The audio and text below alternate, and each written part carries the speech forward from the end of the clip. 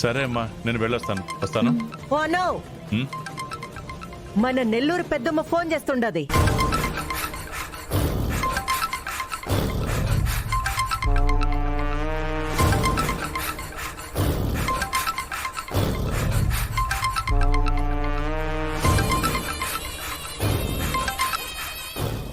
పెద్దమ్మ నమస్కారము. ఎట్టుండావు? నీ ఆరోగ్యం ఎట్టుండది? తగ్గినాదా? ఏమి ఎల్లుండొస్తుండావా? ఎందుకుమా? మేము కూడా ఇంట్లో ఉండము. నువ్వు నేరుగా ఈడకొచ్చేసినావంటే 2 దినాలు ఈడుండి తర్వాత మన ఇంటికి పోదాము. నువ్వు ఇల్లు అమ్మాయి వాళ్ళని చూసినట్టుంటాది.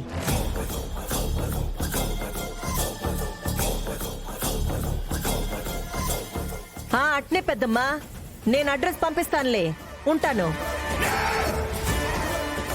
మా నెల్లూరు పెద్దమ్మ ఆరోగ్యం బాలేక పెండ్లికి రాలేకపోయినది. అందుకే రేపు మా బంధువులందరినీ తీసుకుని ఈడకొస్తుండదంట.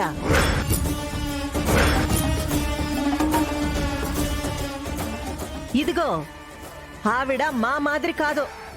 మా ఎన్న లెక్క అన్నింటికి సర్దుకుపోయే రకం కాదు. పద్ధతులు, సాంప్రదాయాలు, ఆచారాలు చాలా జాస్తి.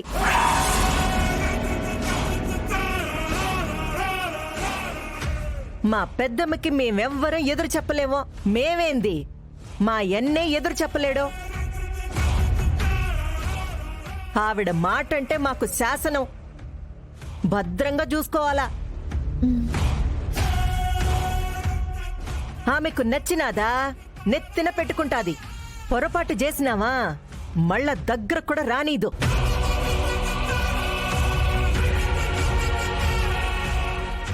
పర్వాలేదులేండి, అమ్మమ్మ గారిని రానివ్వండి. ఆవిడకి మర్యాదల విషయంలోనూ పద్ధతుల విషయంలోనూ ఏ లోటు రానివ్వము. మాటలు కాదమ్మా, మర్యాదలు చెయ్యాలా. ఏదన్నా చిన్న తేడా వచ్చినదనుకో, ఆ తర్వాత చాలా ఘోరంగా ఉంటది.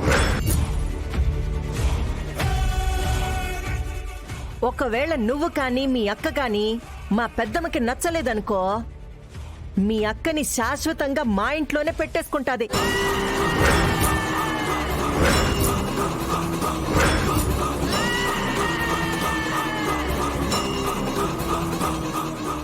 పుట్టింటికి కూడా రానీదు.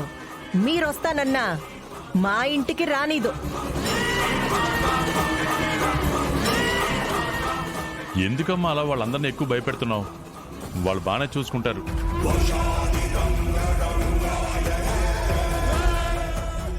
పెద్దవాళ్ళు కదమ్మా, కాస్త పట్టింపులు అవి ఎక్కువ.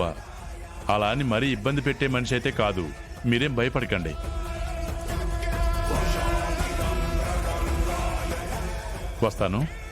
వస్తానమ్మా. అలాగే అన్నయ్య. రే అర్జున్, అమ్మాయి జాగ్రత్త. అలాగే నాన్న. అమ్మా దుర్గా, వెళ్ళొస్తాను.